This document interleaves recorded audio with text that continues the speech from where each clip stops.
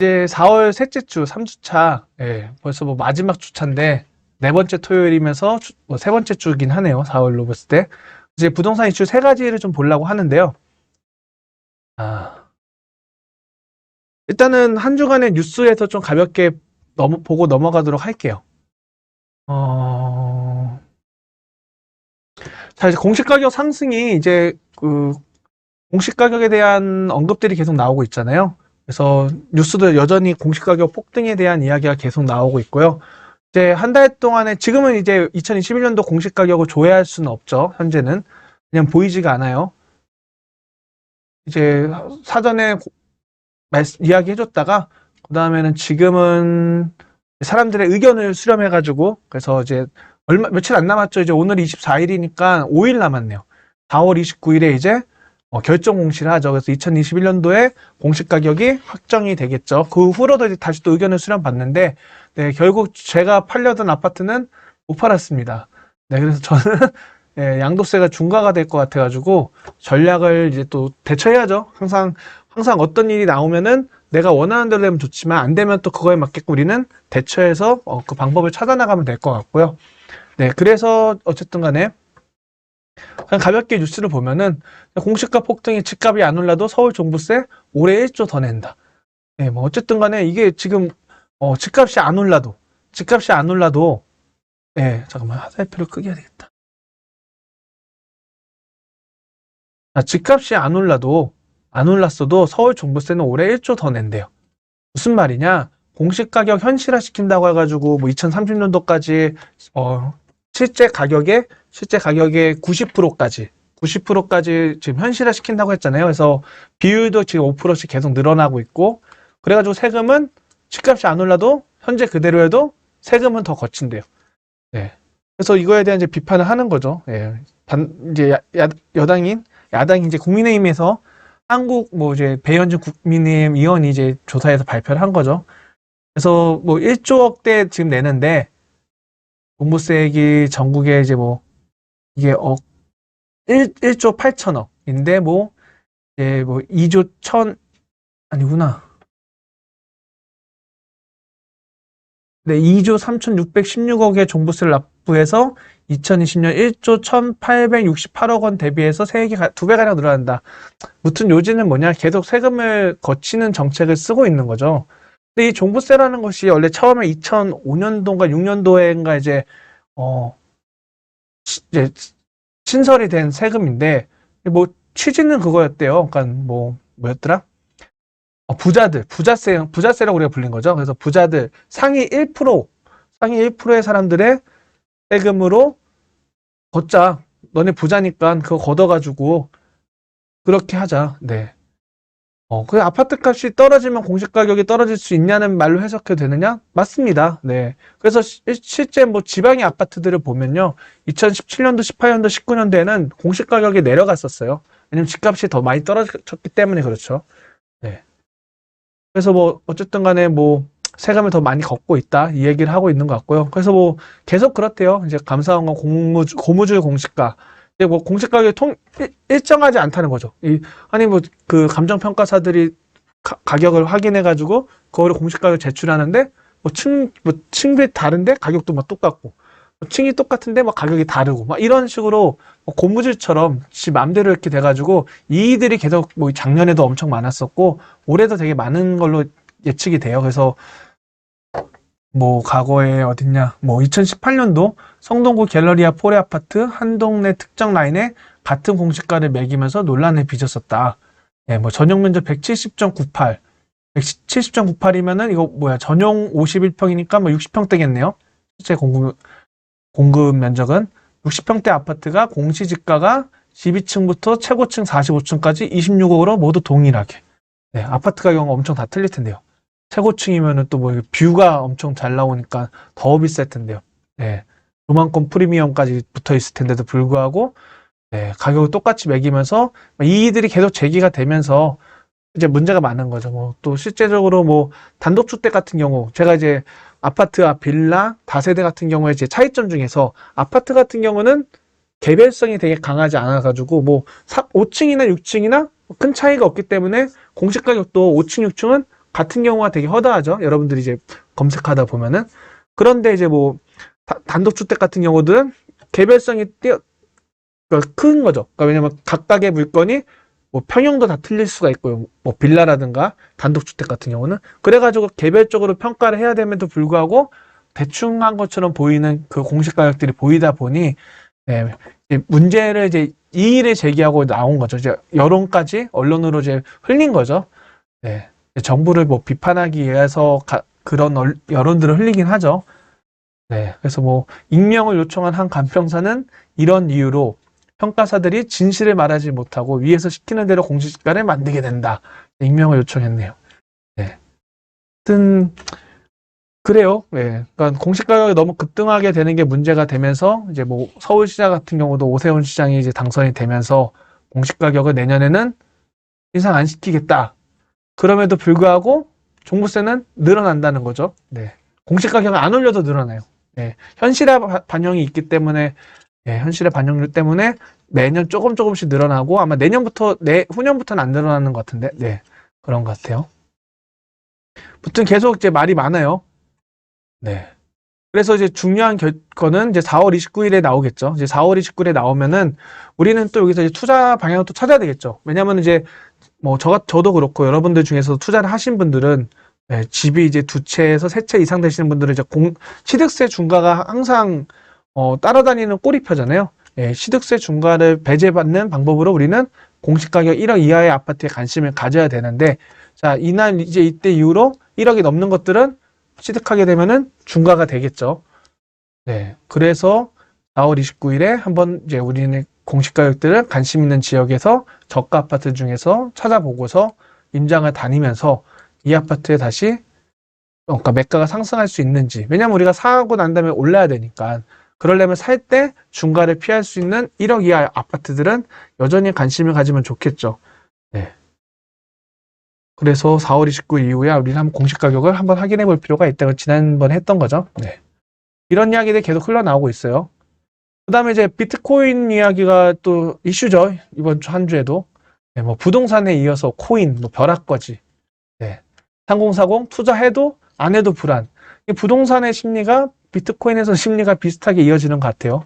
네. 결국은 주식이나 비트코인 해가지고 뭐 산다고 얘기하나요? 부동산 산다. 그래서 결국은 부동산을 사야 된다. 이제 이런 논리를 부동산 투자자들이 펼치죠. 네. 비트코인에서 돈 벌면 뭐 할 거예요? 네, 강남에 아파트 살 거예요. 네, 주식 투자해서 대박 나면 뭐 하실 거예요? 네, 강남에 아파트 살 거예요. 그러니까 우리는 강남의 아파트를 사야 한다. 네, 이렇게 이제 논리를 펼치죠. 네. 이 심리가 지금 그렇죠. 비트코인에서도 마찬가지지만 부동산에서도 그런 것 같아요. 특히 이제 이제 막 시작하시는 분들이 이 심리에 좀 많이 있는 것 같아요. 투자해도 너무 올라서 떨어질 것 같고 안 해도 더 올라갈 것 같아서 불안하고 네, 비트코인에서도 똑같은 심리가 일어나고 있죠. 그래서 이 비트코인의 주역은 이제 테슬라의 일론 머스크죠. 네, 일론 머스크가 네, 그 강아지 도지코인의 네, 네, 트윗으로 이제 이야기해가지고 쭉 날라갔죠. 뭐 어마어마하게 올라갔던데 9,000%였나 아무튼 네, 지금 정확하게 기억이 잘 모르지만 네, 그래서 날라갔다가 어떤 또 뉴스들이 나오네요. 이제 금융종합원장이었나 이분이 은성수 씨가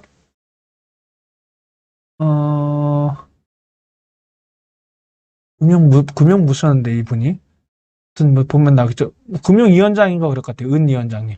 네, 잘못된 길이다 비트코인은. 네, 은성수가 경고한 뒤 코인이 급락했죠. 네. 그래서 지금 뭐 비트코인이 다시 2달 전 가격으로 내려오기 시작했고요. 그다음에 뭐 도지코인 같은 경우는 뭐 미국에서도 자본이득세 해가지고 저희 나라 이제 자본이득세를 해가지고 이제 세금을 걷는다고 강하게 매기니까 뭐 이틀 만에 50% 가까이 떨어졌던 것 같은데 도지코인, 강아지 코인이라고 부르는 개코인이라고 부르죠. 하여튼 도지코인이 떨어지고 그래서 지금 이분 청와대 23일이면 어제죠. 그저께죠. 금요일. 청와대 국민청원 게시판에는 은성수 금융위원장의 자진 사퇴를 촉구합니다. 이 청와대 국민청원 게시판이 이제 문재인 정권 때 생긴 거잖아요. 그쵸? 그러면서 뭐만 하면은 다 올려가지고 순작용도 있지만 참 부정적인 작용도 되게 큰 것 같아요. 네, 그래서 뭐 동의도 엄청 많이 한다고 하던데 젊은 층이 네, 잘못된 길로 가면 어른들이 이야기해준다 경고하니까 코인이 폭락했죠. 한마디 한마디에 폭락을 해버리니 무서운 것 같습니다. 이 비트코인이 와장창 무너지면은 주식과 부동산은 또 어떻게 될까요? 네, 지금 뭐 보면은 저도 이제 그 주식에서 우리가 이제 자산 배분 투자자 레이 달리오라고 하는 그 유명한 자산 배분 투자자가 계세요. 그분이 하시는 것 중에 이제 뭐 4개월 동안 평안하게 투자를 해야 된다 해서 뭐 올해도 투자법이라고 이제 불리기도 하는데요. 그게 이제 대표적인 게 그 투자 자산들, 뭐 부동산이든 주식이든 채권이든 아니 원자재든 이런 것들의 상관관계라고 그러죠. 연관성이 얼마나 있는지. 주식이 올라갈 때 부동산은 내려가나, 아니면 주식이 올라갈 때 채권이 내려가나, 채권이 올라갈 때 주식이 내려가나, 아니면 같이 올라가나, 이런 것들이 이제 상관이 얼마나 있느냐. 상관계수가 높을수록 두 개는 같은 방향으로 가는구나 이렇게 이야기를 하잖아요. 그것 중에서 이제 가장 상관관계가 떨어지게끔 그 자산을 배분을 해놔야지 어떤 게 올라갔을 때 얘도 같이 올라가면 좋지만 어떤 시장, 우리가 과거 20, 30년을 보더라도 20, 30년 동안 계속 상승하지는 않았단 말이죠. 그래가지고 다 폭락하는 걸 다 맞게 된단 말이죠. 그때 내 자산을 잘 지키기 위해서는 폭락을 할 때 올라가는 그 자산들을 투자를 해야 된다. 그래가지고 뭐 채권도 투자하고 원자재도 금도 이렇게 투자를 하는데 가장 상관관계, 주식과 부동산과 상관관계가 가장 지난 뭐 20, 30년간 상관관계가 가장 동떨어진 얘네가 떨어져도 올라갔던 그 자산이 바로 비트코인이라고 하더라고요. 예. 가장 상관관계가 떨어졌던. 그래서 저도 이제 시범 삼아서 100만 원씩 갖고 했는데 한 달 만에 막 2배가 되더라고요. 투자한 게. 예. 제가 한 2달 전쯤에 한번 정말 그런가 하고 이 100만 원이 1000만 원 되면 어떨까 하는 마음으로 100만 원치를 투기죠. 예. 공부 안 하고. 예.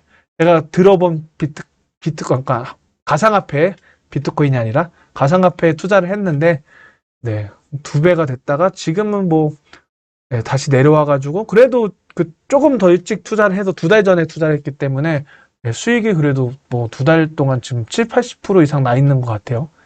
네, 그러니 나중에는 돈이 있으면은 뭐 주식, 부동산으로 한 10억, 20억 투자하더라도 얘 한 5천만 원 정도만 사두면은 괜찮지 않을까 생각이 좀 들긴 합니다. 네. 무튼 이게 정말 뭐 아니면 도 성격이 되게 강해서 그래서 참 어려운 것 같아요. 비트코인은 뭐 1억 간다 이런 이야기 많이 하는데 지금 이제 뭐 6천만 원대 모르겠어요. 24시간 보니 가격이 바뀌니까 1억 가더라도 뭐 한 몇 프로 오르는 거냐? 한 70% 가까이 오르는 꼴 되겠네요. 지금 현 시점에서. 그리고 부동산 100%, 200% 오르는 것보다는 많이 안 오르는 거니까 이 큰 의미가 없을 것 같긴 해요. 근데 다른 이제 우리 뭐 이게 동전주 같은 작은 주들이 좀 요동을 많이 치기도 하고 또 이것도 코인 다단계도 많이 지금 사회적으로 문제가 많이 일으키고 있죠. 네. 그래서 조심하시기 바랍니다. 네. 코인 꼭 다단계가 되게 많이 보이더라고요. 강남 근처에서 커피 마시고 계시면은 어르신들이 네, 코인 투자를 권유하면서 다단계를 하더라고요. 네. 네. 맞습니다. 항상 그런 것 같아요. 너무 뜨거울 때는 몰리면 안 되는 것 같아요. 지금은 뭐 며칠간 떨어져가지고 다시 또 다지기도 하고 막 이러는데 네. 잘 모르는 거에는 너무 무모한 베팅을 안 하는 게 건강과 정신에 이롭지 않을까 생각이 되네요. 그래서 이제 서울시에서 고액 체납 676명한테 가상화폐 251억을 압류를 했네요. 네. 수년째 10억 체납한 병원장도 당장 세금 낸대요. 왜 낸다 그랬나 보니까 네. 이 A씨가 병원장인데요. 서울시가 그의 가상화폐를 압류한 거예요. 세금 안 내니까. 10억을 안 내니까, 체납하니까. 그러니까 A씨가 가지고 있던 가상화폐 가치가 얼마였냐 보니까 125억이래요. 아니, 125억 있으면서 왜 10억 세금을 안 낼까요? 예. 그러니까 이런 분들이 정말 나쁜 분들인 거잖아요. 그러면서 이게 그냥 되게 열심히 공부하는 투자자들을 이게 투기꾼으로 하는데 이런 분들이 정말 나쁜 분들이지. 열심히 아침 일찍 일어나 책도 읽고 공부도 하고 임장도 다니고 하는 우리 투자자들을 자꾸 뭔가 사회의 악인 존재로 말하는 게 참, 예, 방향성 자체가 잘못되어 있지 않나 합니다. 많이 보셨네요. 세금 10억 안 내시놓고. 네, 많아요, 보니까. 네. 그래서 상속 고액 체납자들이 세무당국 눈높이에서 가상화폐에 숨겨놨는데, 네, 이게 압류가 되니까, 가상화폐 251억 압류하니까, 네, 다들 이제 세금을 많이 내시려고 하나 봅니다. 676명의 체납액이 284억 원이고, 네, 비트코인, 이리더움 251억, 상당히 가상화폐를 가지고 있었다. 네,